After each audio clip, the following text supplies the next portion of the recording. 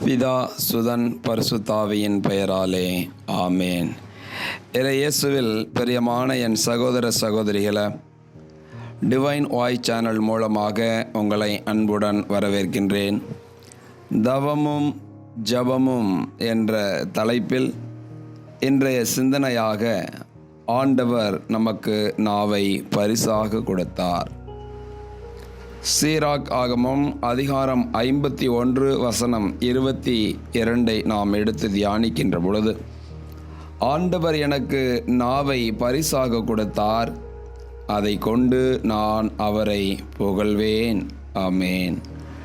கடவுள் நமக்கு கொடுத்திருக்கக்கூடிய நாவை நாம் எவ்விதமாய் ஒரு பரிசு பொருளை போல் நாம் இந்நாவை பயன்படுத்துகின்றோம். ஏனென்று சொன்னால், நீதிமொழிகள் அதிகாரம் 18 வசனம் 20 பார்க்கின்றோம், ஒருவர் நாவினால் எதை விதைக்கின்றார்களோ அதையே அறுவடை செய்வார்கள் என்று வேதம் சொல்கிறது.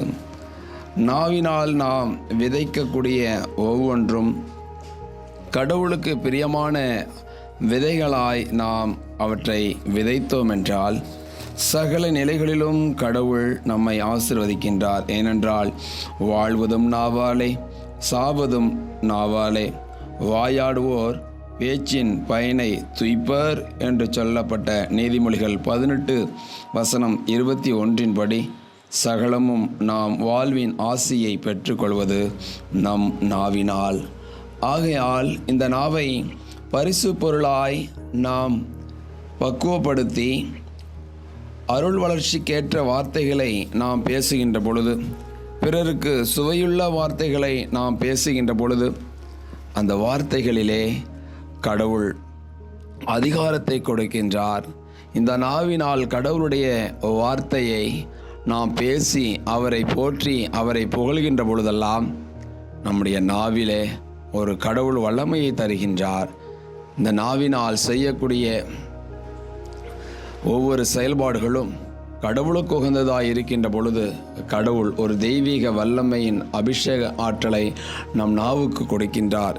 ஏசாயாவை போல நாம் தூய்மையற்ற உதடுகளை கொண்டவன் நான் என்று ஆண்டவருடைய திரு சமூகத்தில் நாம் அர்ப்பணிக்கின்ற பொழுது கடவுள் நம் நாவை பரிசுத்தப்படுத்தி ஒரு தெய்வீக ஆளுகை கொண்ட நாவாய் இந்த நாவை கடவுள் தருகிறார் என்கின்ற தெய்வீக சிந்தனையோடு நம்மை ஒப்பு கொடுப்போமா?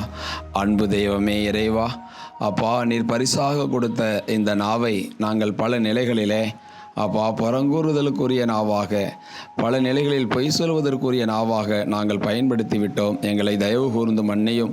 ஏசாயாவின் நாவை பரிசுத்தப்படுத்தியது போல எங்கள் நாவையும் தேவரீர் பரிசுத்தப்படுத்தி உமக்கு உகந்த முறையில் உம்மை போற்ற, உம்மை புகழ, உம்மை ஆராதிக்கக்கூடிய நாவாய் இருக்கும்படிக்காய் ஒப்பு கொடுத்து ஜெபிக்கிறோம். ஜெபம் கேளும் நல்ல பிதாவே.